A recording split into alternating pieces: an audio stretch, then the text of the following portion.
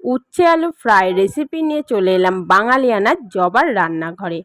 Gas ধরিয়ে গ্যাসে কড়াই বসিয়ে কড়াইতে পরিমাণ মতো তেল দিয়ে তেলটাকে ভালো করে গরম করে নিয়েছি।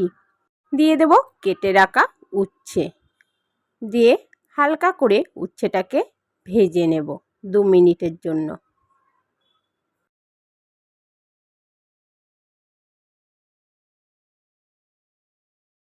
দু মিনিটের মধ্যে খুব সুন্দর করে উচ্ছেটাকে হালকা করে ভেজে নিয়েছি। দিয়ে দেব কেটে রাখা আলু, দিয়ে ভালো করে মিশিয়ে নেব।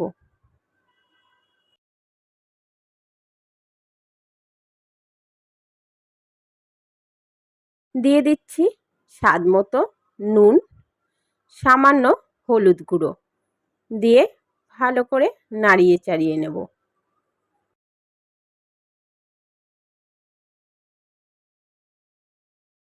গোটা কাঁচা লঙ্কা দিয়ে ঢাকা দিয়ে দেব 5 মিনিটের জন্য। 5 মিনিট পর একটু নাড়িয়ে নেব। এইভাবেই ঢাকা দিয়ে দিয়ে উচ্ছে আলুটাকে ফ্রাই করে নিতে হবে।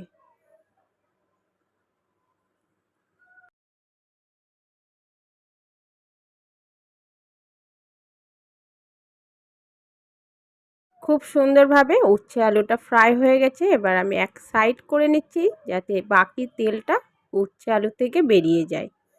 তো খুব সুন্দরভাবে রেডি হয়ে গেল উচ্ছে আলুর এই ফ্রাই রেসিপি।